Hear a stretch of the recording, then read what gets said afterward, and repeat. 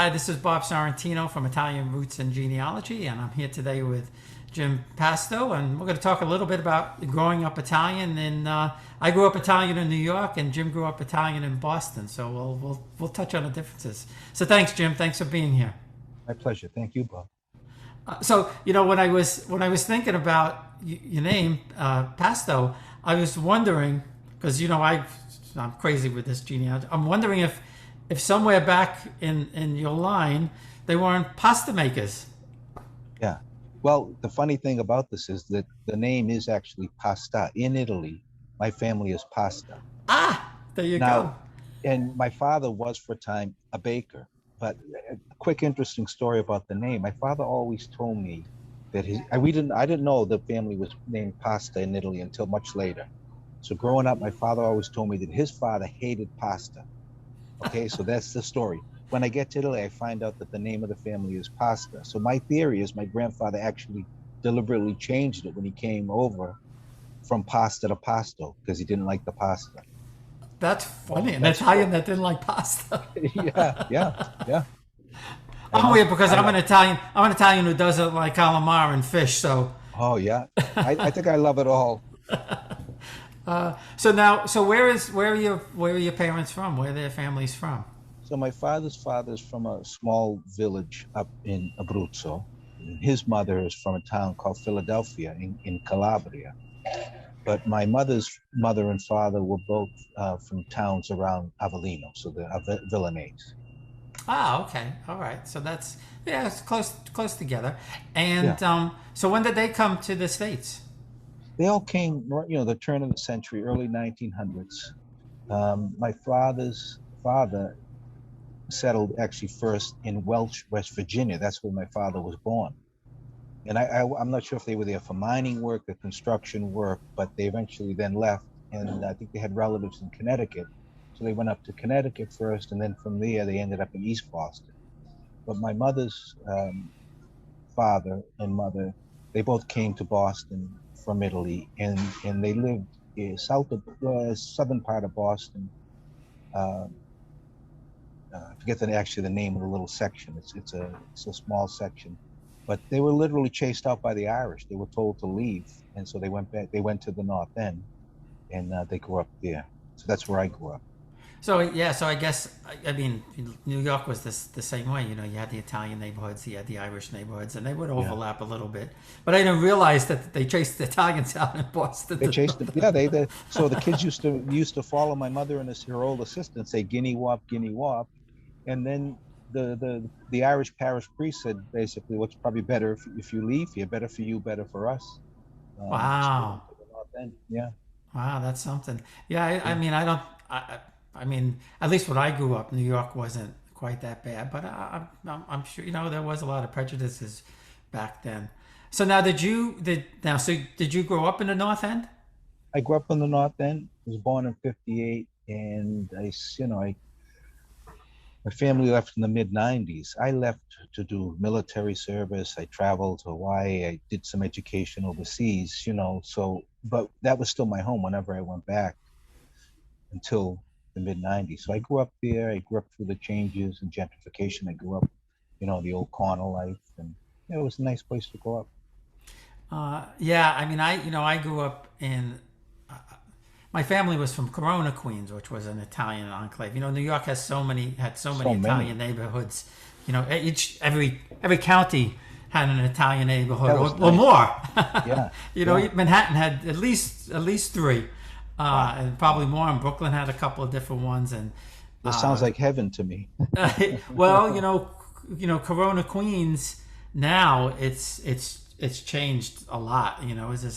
There's more Hispanic and everything. But when I was a kid growing up in the late '50s, I was born in '51. So growing up in the late '50s and early '60s, that's all it was. I mean, Yeah, it was just Italian.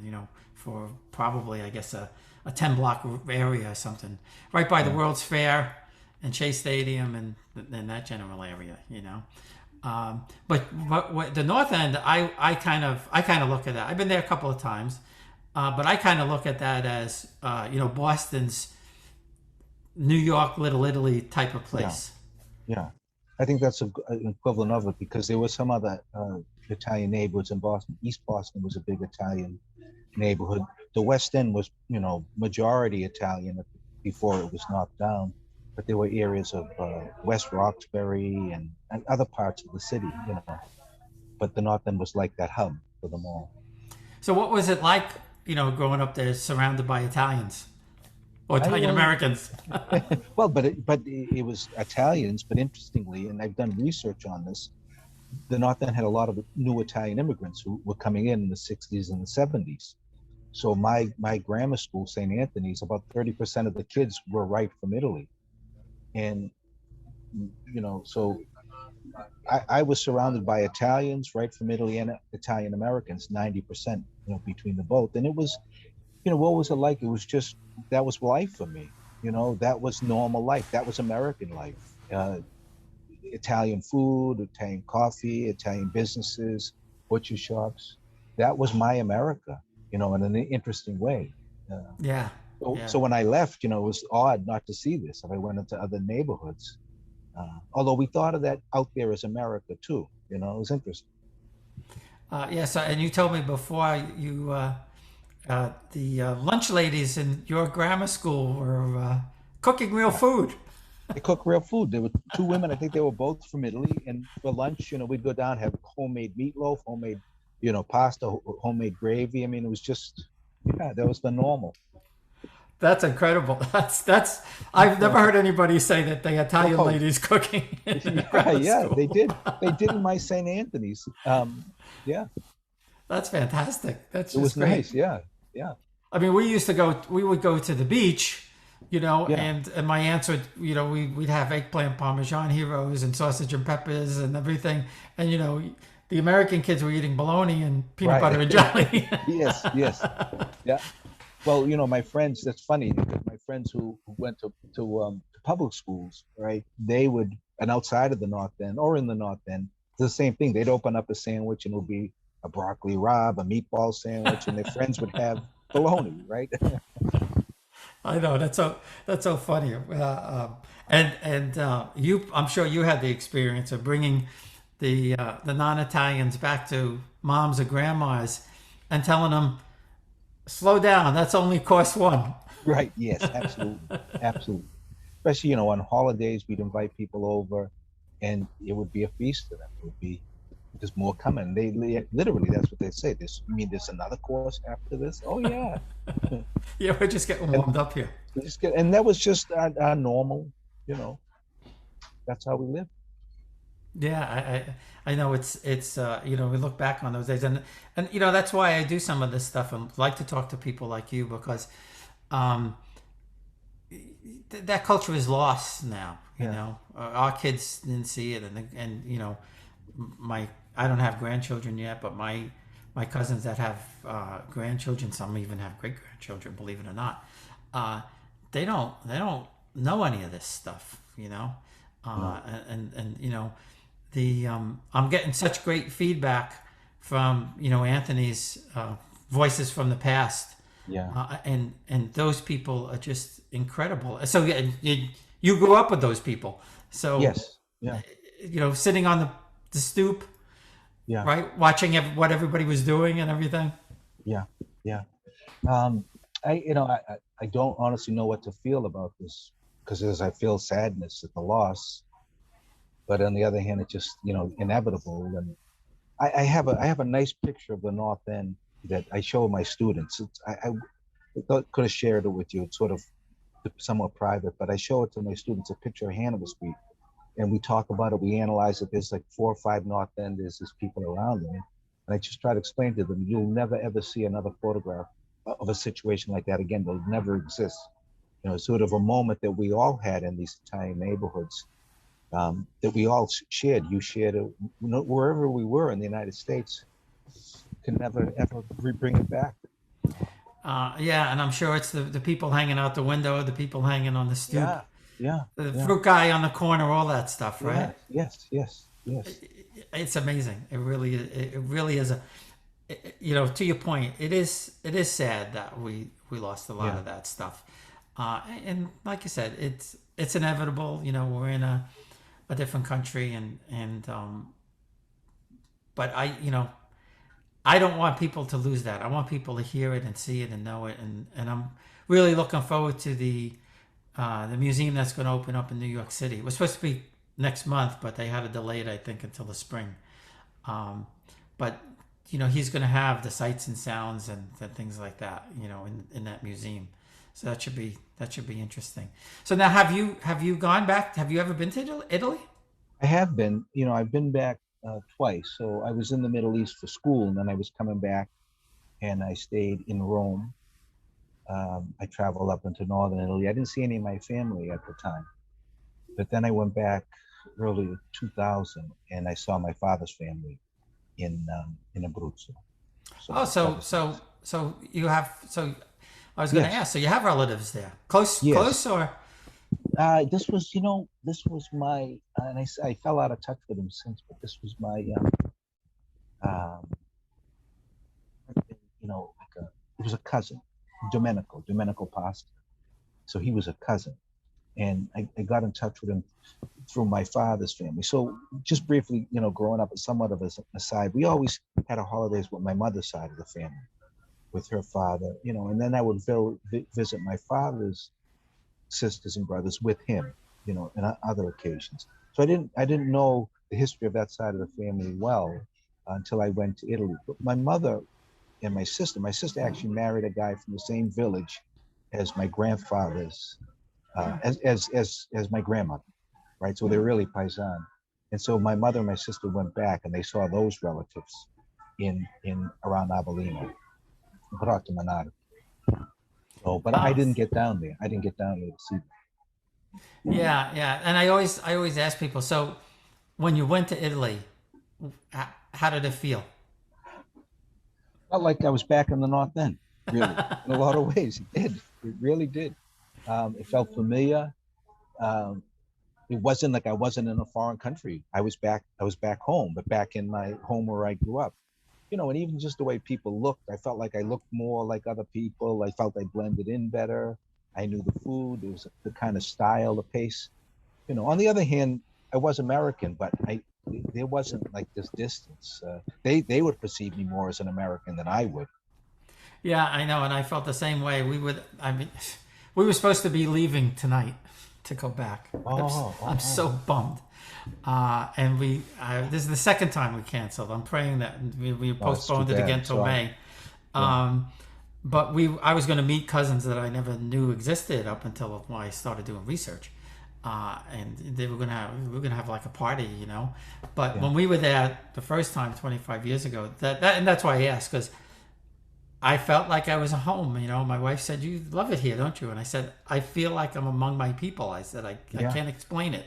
You know. Exactly. I felt the same exact thing. But I felt like I was among my people. I can't quite explain it. Yeah, Yeah, it's yeah. it's it's strange. It really is strange. And we were walking around Sorrento, and there was a Sorrentino butcher shop, and I was standing outside, I was taking a picture of the sign just to have it, and the butcher came out, and I got enough of what he was saying that he wanted to know who I was and why I was taking a picture of his store. Yeah, yeah. So I said, Sorrentino, America. So he didn't get it. So I showed him my license. I said, Ah, Sorrentino from America. And he said, Ashbad, Ashbad. And he ran next door, and he brought out a guy who spoke English. oh, oh, oh, oh. And he wanted to know where we were, and Sorrentino from Yeah, where, yeah, yeah, and yeah, all of that kind of stuff. And it was, I mean, they love it. They love yeah. that kind of stuff. They do. They do. Um, and how I found my cousins was interesting in that, and I didn't find this out. We've been conversing for about 2 years now, and I didn't find this out until just recently that my grandmother's last name is Pirmalo, and that's not a common name. Mm, And she started a group on Facebook thinking she would find people maybe from Spain, where the family originated, or South America. Never expected to find somebody from America, because she had no idea that there were any American cousins. And in oh, fact, there were only two people that came: my grandmother and her aunt.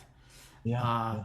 And once we connected and started comparing notes and everything, it was just incredible. And we started sharing pictures, and when you see the resemblance to somebody back to Italy that you never Wow. knew existed, it's Yeah. really an incredible find. And again, you hear those kinds of stories from so many people. Yeah. So you left the North End, right, Yes. to Yes. go do things. Uh, After you came back after all those years, was it a different neighborhood? Did you kind of feel that it wasn't the same anymore? Or Yeah. Yeah. It was physically disorienting. The North End really had the big demographic change between 1990 and 2000. So I had been there in early 1990, still living there, and so I that's my memory of it. Still very Italian. I had friends who came to visit, and they still perceived it that way. I then was gone for about 10 years. I came back in early 2000, and I got sick to my stomach because as I was walking around, it was like strangers in my house. I didn't recognize anybody, whereas before I always knew a good amount of the people. So it was tough, and I had to stay away actually for a couple of years. And it was only teaching at BU when they asked me to teach a course that I had to go back to the North End, and I was able to see that, hey, there's a lot more Italians still there and a lot more of the old neighborhood people still there that I could connect with. So then I felt connected again, and I feel like it still is some of the old North End, thankfully. But it so do was you really so, hard. so do you teach a course related to? I yeah, at BU I teach a course, a number of them, but the standard one is a summer course for 6 weeks, history of the North End, and we have dinner in the North End the last night of the class. The students pay a fee. That's So so and I, cool. yeah, That's yeah, really yeah, neat. yeah, yeah, and So I the, get my. Sorry, go ahead. so now I'm going to assume it's mostly Italian students that do it, but I'm sure you have other nationalities. Well, no, I do have. Let's say I have about the average about 12, 14 registered for the summer class. I would say only one or two are usually Italian or have an Italian, name. The others are Really? all kinds of people. Well, because the course is also on urban history. Okay. So the students who are doing urban studies programs take it, or people who are interested in Italian American, because we focus on the Italian history of the North End. But it's Oh yeah, interesting. I'd love to take that course and Oh, then go have anytime. dinner in the North End. Yeah, yeah, yeah, yeah, we used to order the Mike's cannolis yeah. and have them shipped. Is that still there? Are they still there? Yeah, Mike's still there, still That is doing well. Yeah, great cannolis. Anybody I know. I listening? like Mike's. If anybody I don't. listening, I don't go like to online. endorse. I'll endorse. Okay. Go online, look up Mike's cannolis in Boston's North End, and they ship you the box of the frozen cannoli cream and the fresh shells. And we used to do it because we would spend a lot of time in a room for 7 days doing systems work at Chase, and one of the treats would be I'd order a couple of boxes of Mike's cannolis, and we'd sit there on a slow time and make the cannolis. That's nice. But it's that's certainly a throwback. And what's great about it is, they don't get all wilted because they No, ship the shell and the and bag of frozen cannoli cream separate. yeah, yeah. It's really, you think about the only way, if you're not going to go in the store and get it, it's better. That's a better way to do it. Like you say, make your own. Yeah, yeah, Yeah. yeah. I love Mike. So I'll get a little plug for Mike's. Maybe I'll get Mike on one day. Or I guess it's not Mike anymore, right? This Yeah, is yeah, yeah. must be But what's interesting is, there's another bakery pastry shop, and they do well. So both businesses do well, and then a lot of the little cafes and other stores sell cannolis, and everybody's doing well. So there's a big market for cannoli, a big interest, right? And I guess that's where the draw for other people is Italian American food. right. Yeah, You yeah. know? Exactly, Yeah. exactly. And my uncle and my aunt used to work at the bakery in Corona, one of the big bakeries in Corona, uh, back in the 50s. And that was, go back there with my uncle and he'd fill a jelly donut for you. And those That's nice. days, you took a bite of the jelly donut, it was every place. I know. So not like that anymore. But I Well, a jelly donut was like our cannoli, it was full of the stuffing, right? That's right. Yeah, yeah.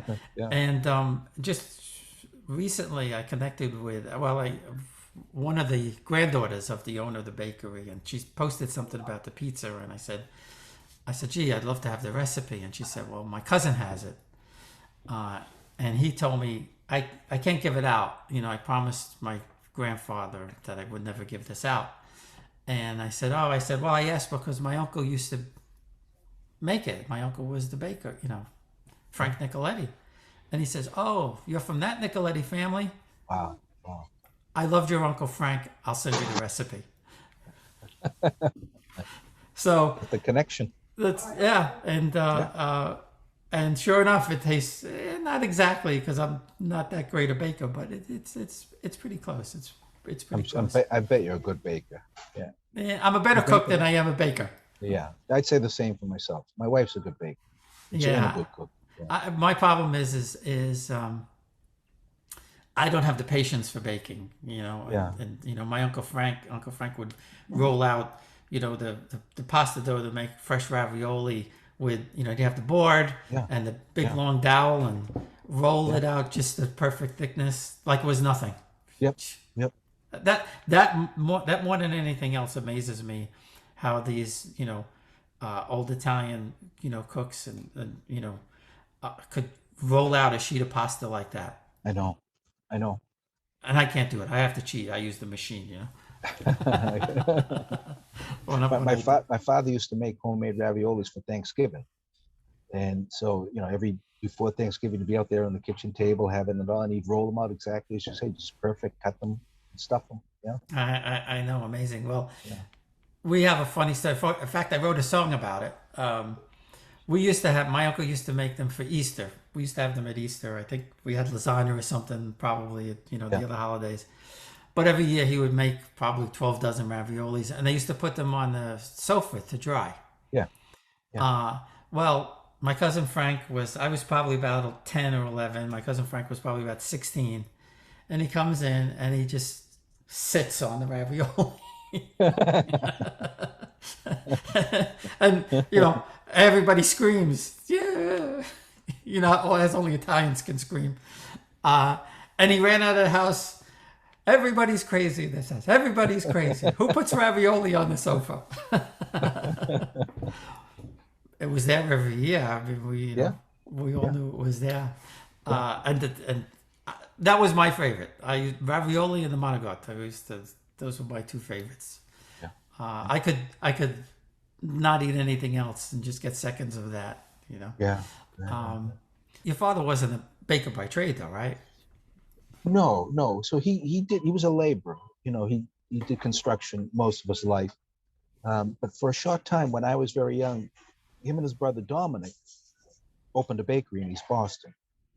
And Dominic then eventually worked in a bank. So I don't know where they inherited the skill of baking. I don't know. I wish they did. But they opened up the bakery in East Boston. They were there for about a year or 2 years. I remember, as a little boy going in there with them in the back room in the big bowl.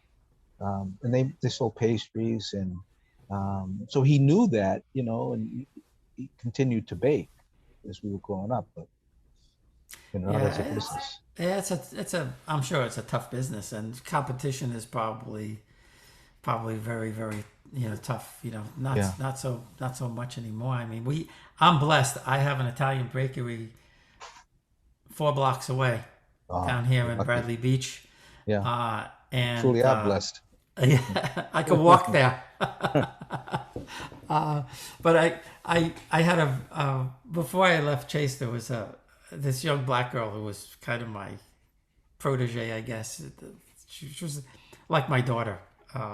And we were in Little Italy in New York one day, and we were walking, through past one of the little small bakeries, and I said, come inside here. I said, we'll get something, but we have to go inside here. So we walk inside, and I said, this is what it smelled like when I was growing up. And she said, you grew up smelling this? Yes. And I said, yep. I said, this is what it smelled like when you walked in an Italian bakery. Yeah. It's uncomparable. Yeah, our whole neighborhood. You get not only that, the restaurants, the bakeries. I wrote something recently for Anthony, his next book, and in it I said, that how long will the Northern be an Italian neighborhood? Well, as long as it smells like one, it'll be an Italian neighborhood. There's a certain smell that you grow up with. It's so normal and it's so wonderful. Yeah, Right. Whether it's the yeah, bakery or the latticini store or the sausage place, they all had yeah, that unique yes, smell. yes. They blended together. And the restaurants in the North End, you walk on Hanover Street, in the evening, and you can smell all the garlic and food, and it's just wonderful.